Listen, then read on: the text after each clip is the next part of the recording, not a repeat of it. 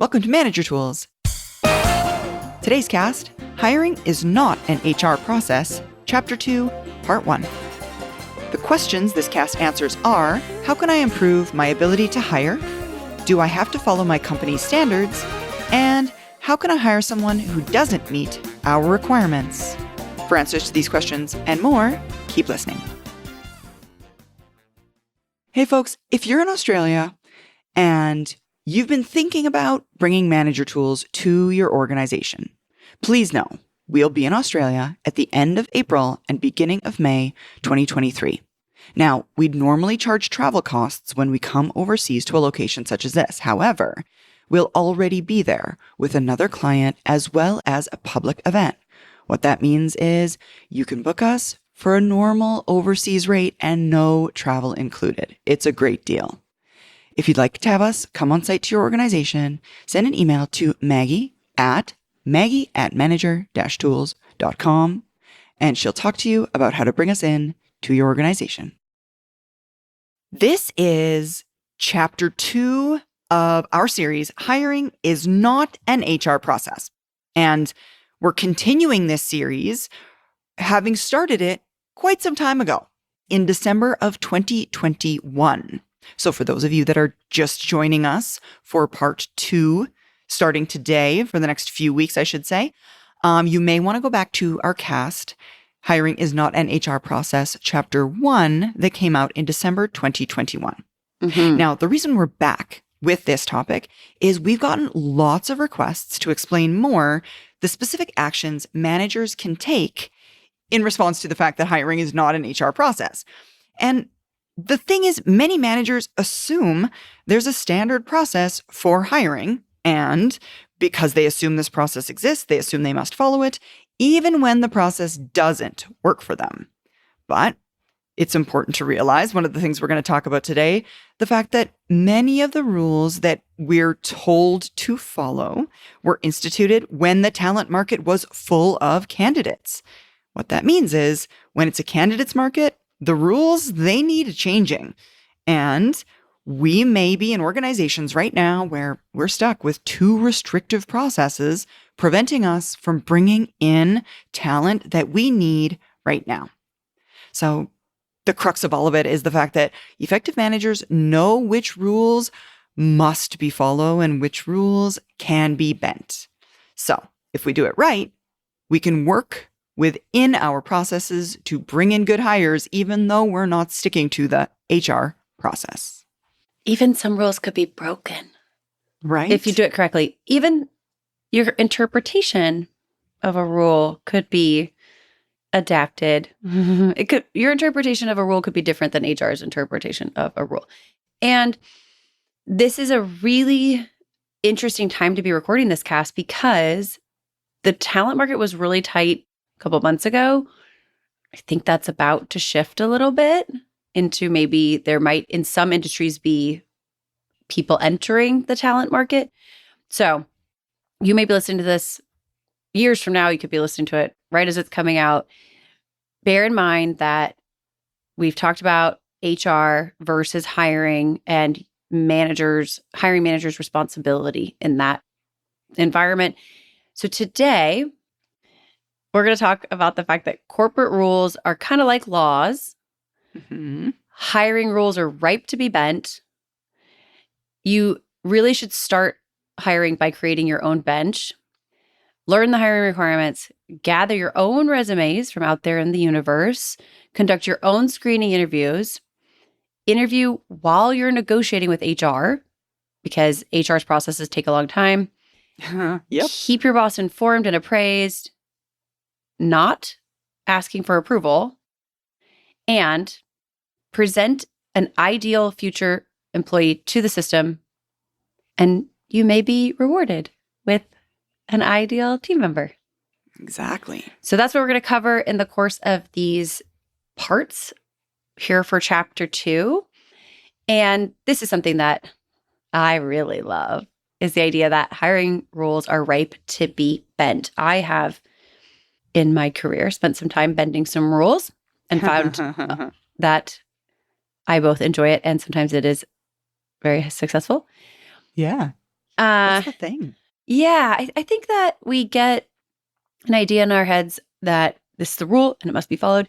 And I think understanding the rule and why it's there can help us to understand Absolutely. when it needs to be exercised upon the situation. I think most hiring managers see the process in their organization as HR designed it, they control it, and they don't necessarily communicate it. Like HR doesn't really tell you. They Right. approve what's known as open recs, which is short for open requisition. Or in other words, the company, by opening a rec, sanctions Yeah. that you can permits you to. right. So you can start interviewing. And Mhm. this is going to sound like I'm parsing. There's a difference between hiring and interviewing. Exactly. So bear that in mind, y'all, that just because the company has finally opened the rec doesn't mean that you shouldn't have been in some form of hiring in advance. And that just means you can start interviewing. So HR opens the rec, or the company says, hey, yeah, you can interview, which sometimes that's through the open rec.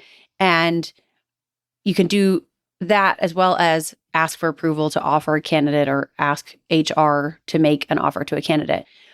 A lot of managers feel that HR controls salary levels, the banding of salaries, and can in many cases approve a manager's offer amount to a candidate. Mm-hmm. And for many of us, I mean, HR also writes job descriptions. Yeah, that they use external systems like competencies and other stuff that, I mean, let's face it, they don't tell us about. But presumably they use these systems, which are creating these job descriptions. And sometimes they ask for input from actual human managers. HR controls then, having created that job description, they control and manage these job descriptions and don't even necessarily share the job descriptions. At times, they even demand to know why managers have asked to see another manager's job description, which is HR's form of asserting their control, again, over the ownership of job description process. And the knowledge of this, knowing that HR is behaving in this way, this control over job descriptions, would be an embarrassment to any CEO who spent even a minute thinking about it. I mean, why do we care whether they want to see a different job description? Are job descriptions now somehow a confidential thing? Do we not trust our managers to see job descriptions? They're on the Why are they internet. so Why would they secret? be secretive internally? If they're I going to know, be, right? if that's getting posted on some job board somewhere, how could it possibly be true that we wouldn't want to share it internally? What could that, that's baffling. Makes no sense. It makes no sense. And you might have in your mind that HR is responsible for recruitment by creating relationships with schools or recruiting agencies where candidates can be found, stuff like that. HR is responsible in a lot of cases for branding the organization and the hiring market. Maybe they're making posters and advertisements that go out and that demonstrate about the culture of the firm. HR even sends out guidance about how interviews are created, even though they don't conduct a significant percentage of them. HR controls offers to the point of even making those offers themselves as opposed to letting the hiring manager do it. This is often because HR is measured on the organization's acceptance to offer rate. Yep. Any of this sound familiar, y'all? Right? That's the thing. This should sound, well, I'm betting this would sound familiar to a lot of people. A lot of managers don't really realize that HR's control of the hiring process is far less than they believe it to be. It's, in many cases, an artifact of a bygone era in corporate processes that's, at this point, largely smoke and mirrors. So let's get started before we talk about this, the reasons for it, ultimately. Let's start with the history of it. All of the things that we just went through, all the things that Kate just said, is the way things used to be in large organizations. Now, it was that way for a reason. It was that way because large organizations used to have much more powerful, much larger HR departments than they do now. And to go a step further, those HR departments explicitly told all of their employees that they were responsible for managing those individuals' careers. Yeah, HR was responsible for it. Right. They took that responsibility, managing people's individual careers. So why wouldn't they also have all of this control over the hiring piece? And this worked really well in a lot of ways until the democratization of the job market, thanks to, let's face it, the internet. Yeah. And the failures of large organizations leading to massive layoffs, destroying the trust between employees and employers. We realized, hey, maybe they're not the people that are managing my career very well. And hey, there are other options out there. I see that to be true. So, because this power that HR wielded has been all but taken away, since then, HR has been attempting to hold on to the power they've had before.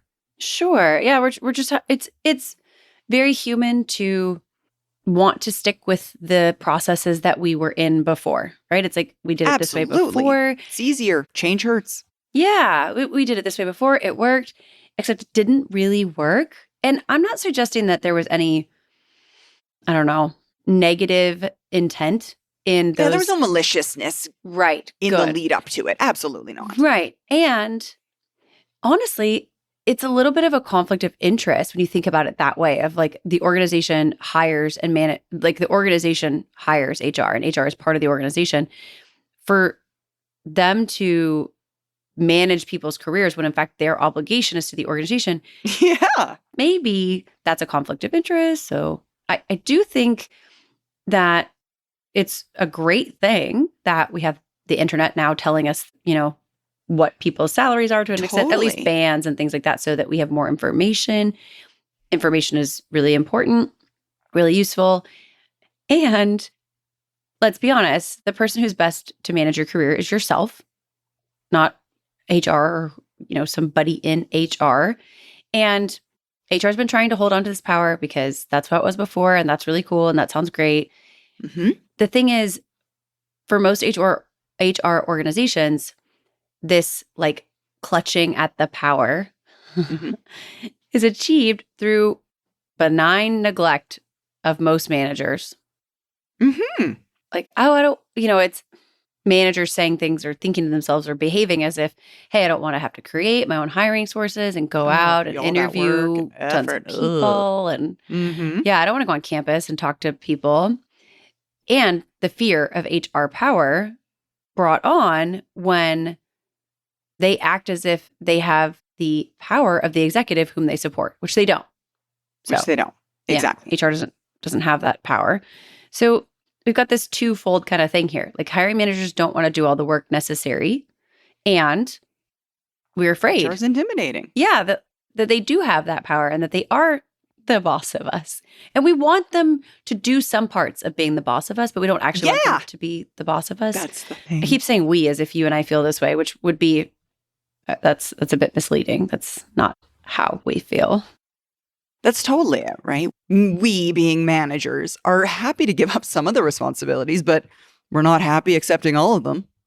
That's the thing. What most managers don't know about this entire, I'm going to call it landscape, is that HR knows that its control over these processes is no longer ironclad.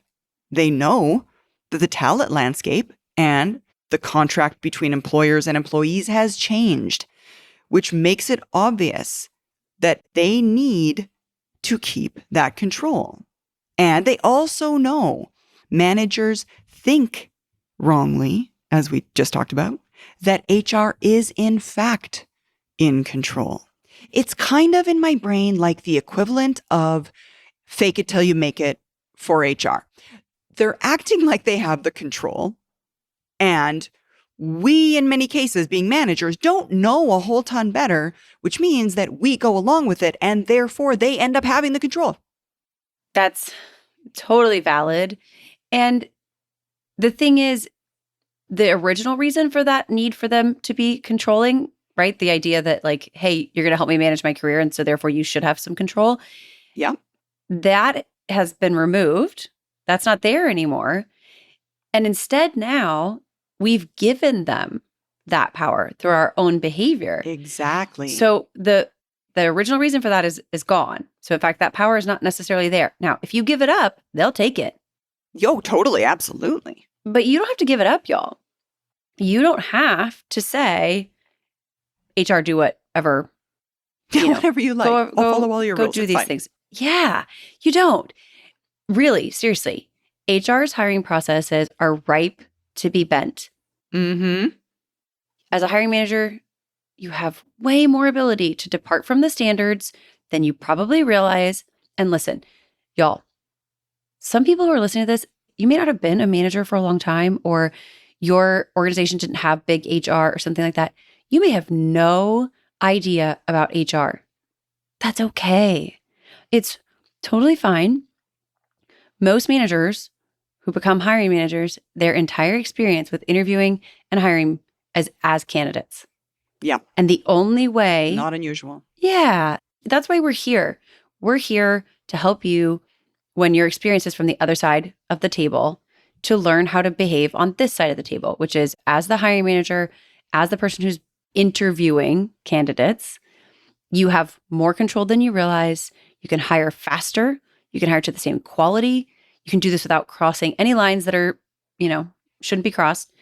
You can stay on the right side of the law while The law. while getting what you need. And especially right now, we're in a really tight talent market. That doesn't mean that when you're listening to this, it will be a really tight market. But when hiring gets harder, HR will be more amenable to you not enforcing its perceived power, and you can get the talent you need, even without following all of their rules to the exact letter. That's how you know they're not real rules. If they suddenly don't enforce their rules when it gets harder to hire, they're not real rules. Now, this is not to suggest that you go poke your finger in the eye of HR. We're not suggesting that you fight HR on this topic. We don't recommend that at all. We recommend, though, that you realize and recognize the field you're playing on and the rules that exist, as well as being aware of the ones that are perceived but don't exist, and that you actively engage in behaviors and processes that benefit you and therefore the company. Many managers will be able to do all that we recommend in this cast without ever crossing paths with HR at all. Now, there's going to be some times potentially that what we recommend you do may require approval for your manager, what have you, to be done. But the vast majority of this is not going to require you getting in a tete-a-tete with HR. It's not. Seriously, y'all, make a friend in HR. We've said this so many times. Oh my gosh. Yes. Go down there, find somebody who's great, ask them, go learn about the rules. Do you even know what they are? I mean, if somebody sends you a PowerPoint slide that's got a bunch of decision, what is that? What's the ones where it's some of our squares and then there's like a diamond, decision flow, like a path. Do you know what I'm I don't talking even about? know what you're talking about. I Okay. have no idea. Sometimes there's these PowerPoint slides and they have squares and then they have like a little diamond and that's like a decision point. And then if it's yes or no, you go one way or the other. Oh, like those flow charts. Yes. Yeah. Okay. Flow Like a chart. decision matrix flow chart. Yeah. Yeah, but there's actually a name for that. And somebody listening is screaming, Oh, totally. this is the name. They're yelling. Send me an email and remind me because I've completely forgotten. It's been a really long time since I saw a PowerPoint that looks like that. Mm-hmm. My experience with it was, hey, here's a PowerPoint flow chart decision tree Wow. of what you do when you're hiring. And it came from HR. And Mhm.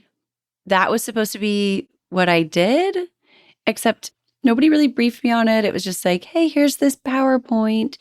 And honestly, if that's your experience, y'all, the secret is go down to HR, find someone and say, can you help me understand this? not that it's not clear, like what's on the slide, the behind the scenes mechanics of it. Right. How do we get here? And what are the 6 things behind this? And because I promise you, it's going to look like, oh, this isn't hard.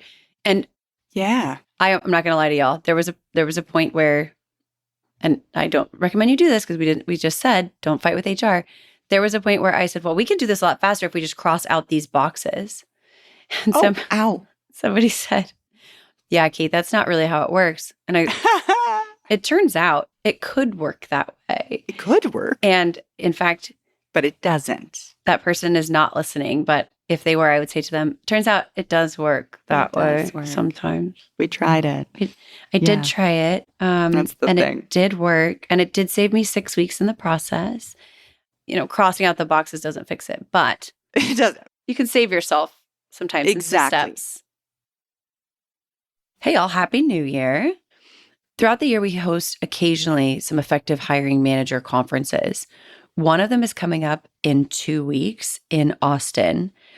January 17th, we are hosting an effective hiring manager event. It's a public event. You can sign up online and attend with us. We only host this event once a quarter, and that means your opportunities are fewer, but you might be looking to hire. The market is shifting. So we'd love to see you in Austin, January 17th for our effective hiring manager. The 2 days after that also include effective manager and effective communicator. Love to see you at all 3. Just want to let you know, effective hiring manager. You can go to our website, manager-tools.com, and sign up online. Come and see us. We'd love to have you there. Another thing that saves time on our outline, start by creating your own bench. Mm-hmm. We have been talking to managers on our podcasts about having a bench since the beginning of Manager Tools, like 2005, start talking about it. And unfortunately, far too many managers still don't even know what a bench is. So what we're saying is, even though you may not know what it is, we're going to talk about it today. And many of you who know what it is, you don't have one. And shame on you. We've been telling you to have one. Folks, the bench or your bench is the sum of all of your relationships. They're internal, they're external to your firm. They're with the people whom you might consider hiring at some point. Now, it's a really expansive concept, but essentially, your bench is everyone you know. It's the people that you know who you may or may not in the future have a job that they could fill at some point, whether it's for an existing role on your team, or it's an existing role in your organization, or it's for a role that maybe one day doing some job you do, they might be able to fill. It includes everyone that could do that. It's big. It's huge. And I've been talking a lot this week about this. And y'all, if you're listening to this around the holidays, like if you're listening as this comes out, now is a great time of year. Start sending some notes. We have another podcast about keeping your network warm. It's a great time of year. Say Happy New Year. Yeah. Say Happy New Year. Hey, Happy New Year. Hope your holidays were great. Fantastic time to be doing this. You send that note. Then when these people start flooding the talent market in middle of the year or 2 years from now, at least you're a person who sent a note that says Happy Holidays at some point. Your bench is not just people who are qualified for existing roles. Exactly. You could have a graphic designer on your bench, even though your company doesn't have any graphic designers. Right. We don't do graphic design. Right. But hey, maybe you do external talent graphic design, like you contract. Maybe one of those people is really great. Even if you're certain that you could not now get authority to change your organization by bringing in a graphic designer full time as opposed to the contracting position, there might be a graphic designer on your bench. You might have, I do, a college student on your bench because you've been incredibly impressed by them through family or civics or club connections. They may have no interest in your field, your job, your or you or your job. No, don't want to work for you. Y'all, there is a girl in Boise. I know her through my husband, and they're like family kind of charity work. And she got up every day for a month this summer at 6 a.m. her time before work to interview, like mock interview with me so that she could get in to PA school, like physician's assistant school. Oh, nice. We don't have any need of a physician's assistant. We don't. This person is so impressive. Do you know any other college students who get up early before work to mock interview? Because I would like to know them. Mm-hmm. I also have on my bench a wedding planner in California. I think this person is fantastic. I think that they would be great. We don't need a wedding planner here. No. We're good. We don't do that. And I've worked with this person before. They had a positive attitude the whole time I was working with them. I know them to be a hard worker. They're honest.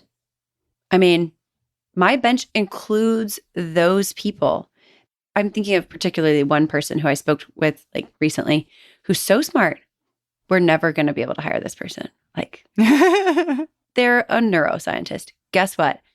Technically, I consider them part of my bench. Now, maybe that's like the part of my bench that's unlikely. However, part of my network, I think them to be good at their work and they are dedicated. And right.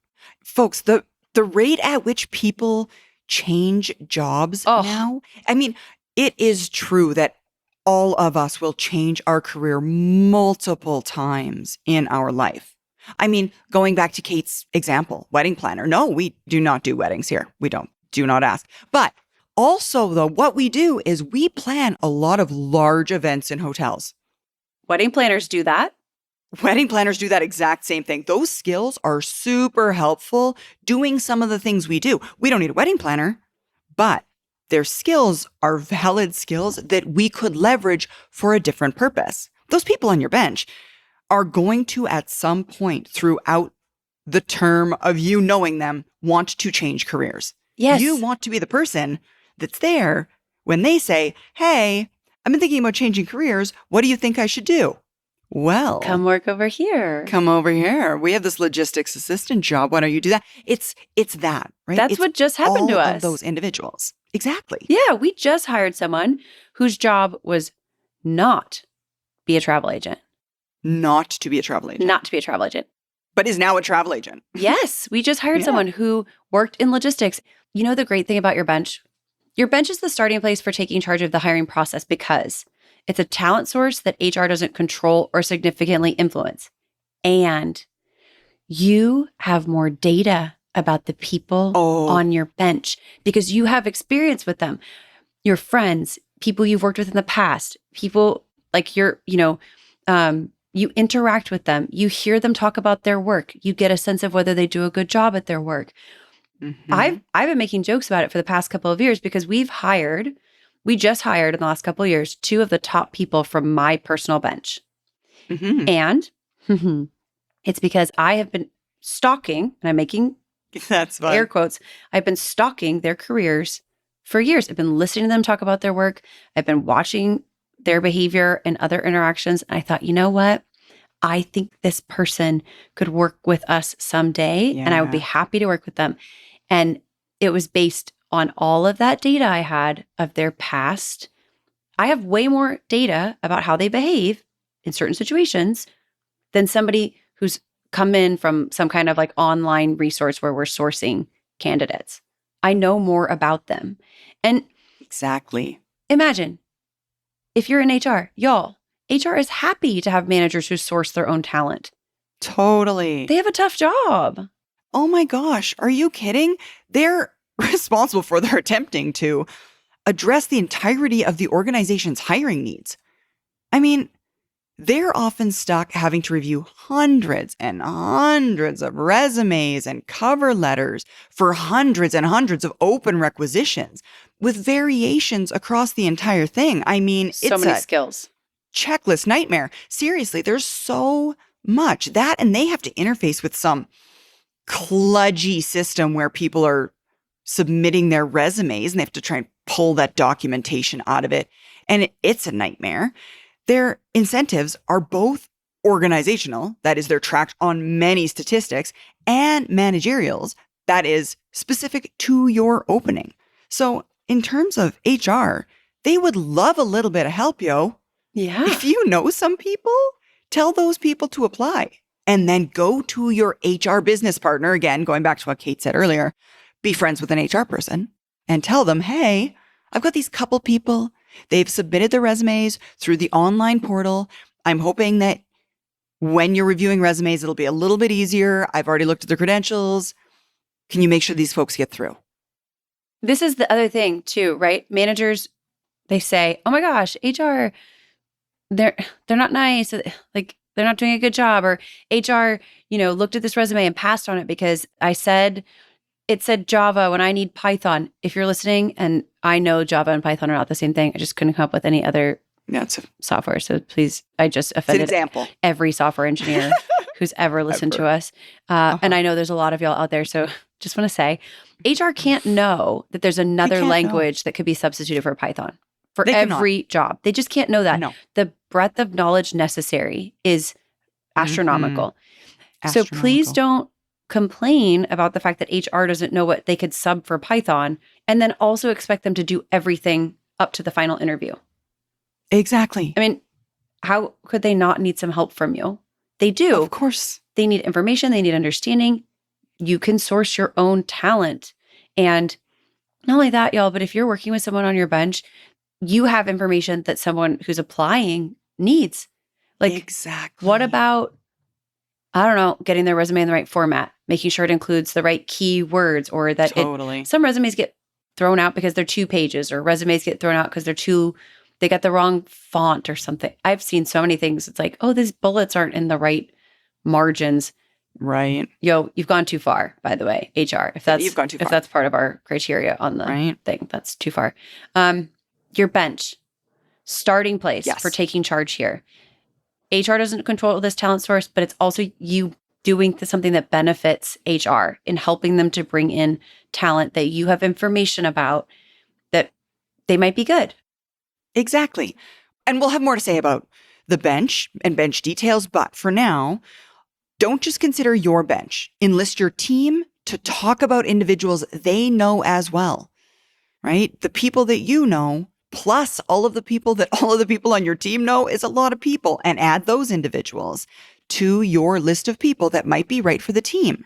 What's more, tell your team that you're going to want their continued help in improving the process.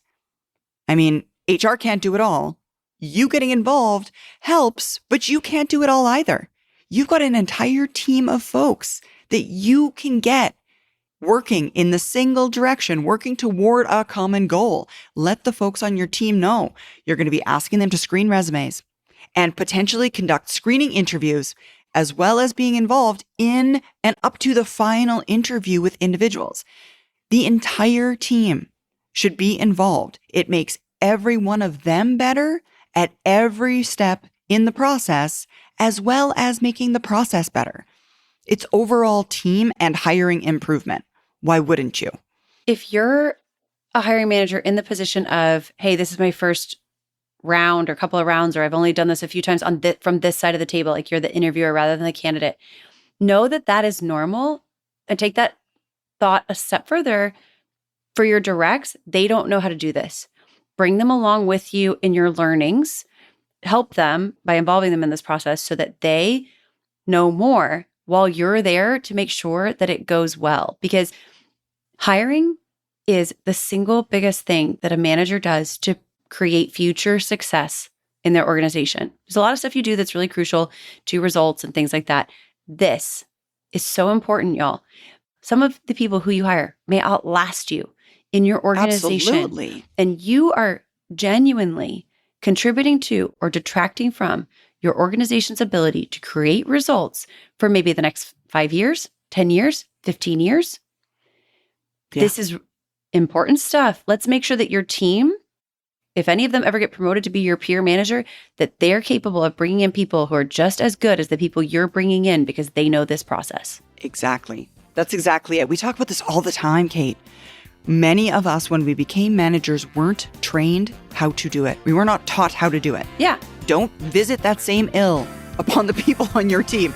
If the first time you were responsible for hiring or interviewing, you felt like a fish out of water, that's your boss's fault. But if that same thing happens to the folks in your team, that, my friend, is your fault.